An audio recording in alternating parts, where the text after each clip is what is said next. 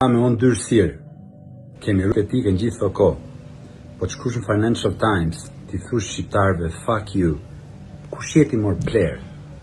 Më quan videon e këtij djalit dhe përpara sa të dëgjoja sharjet, ndjeva se këlldinë e tij. Pyeta për të. Demokrat 24 karat, nip i një demokrati të respektuar, profesionist me të cilin më lidh respekti ndërsjell.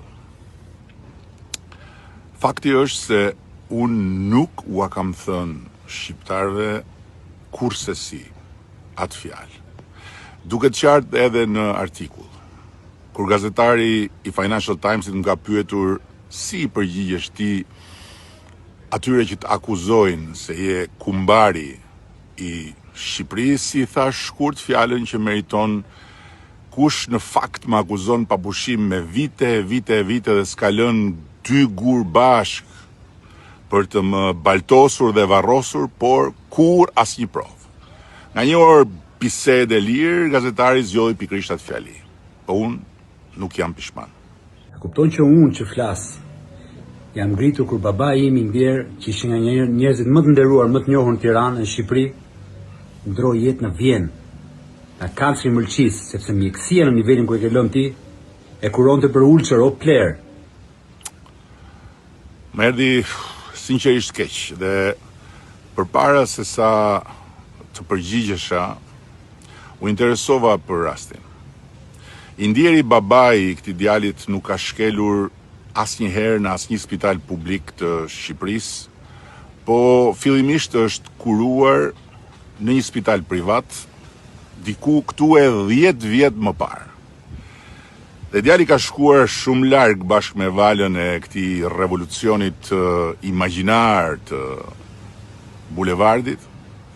Urrejtja politike dhe furia e algoritmit e kanë bërë të më fajsoj mua publikisht pas 10 vjetësh, kur jati që nuk u shërua dot në Tiranë nga kanceri i Mëlqis dhe ndroi jetë në Vjenë, kthehet në sken për të përdorur si mish për top. Dhe si babai im,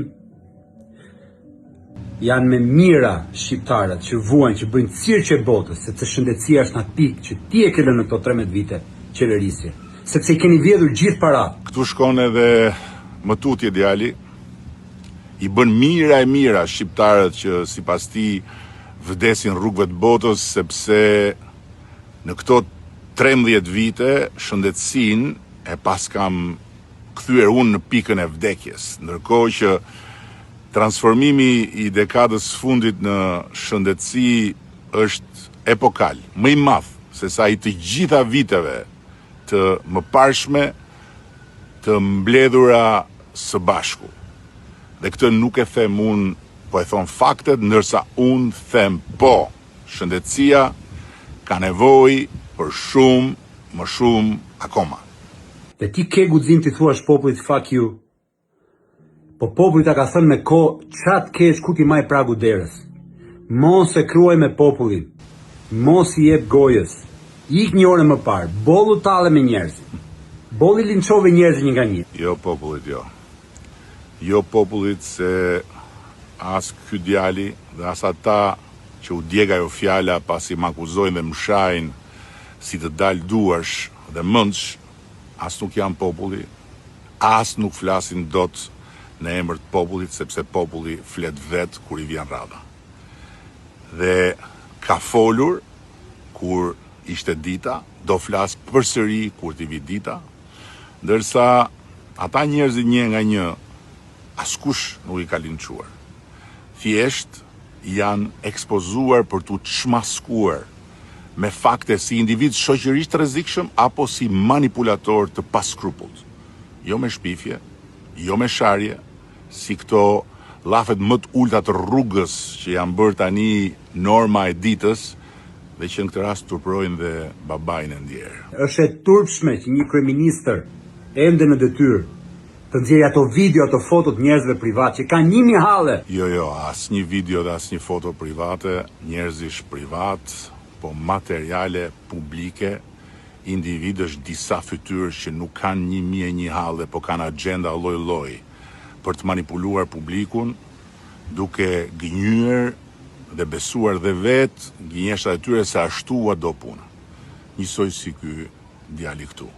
Ti hyp helikopterit, ti dhe familja jote, kush janë njerëzit puna jote, drejtues së shtetit, hypin avionit kur rohen jashtë.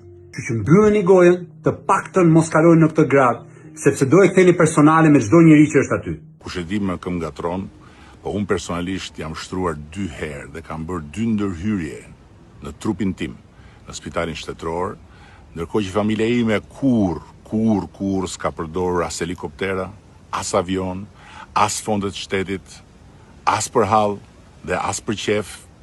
Çdo udhtim privat yni është i paguar nga buxheti familjar, gjithmonë në ekonomik. Tani është momenti të japësh dorëheqjen dhe qytetarët ta marrin Shqipërinë në dorë siç i takon, për një Shqipëri pa korrupsion, ku qytetarët nuk duhet shkojnë çdo cep botës të kurohen, sepse ti e ke lënë mjekësinë në këtë pikë.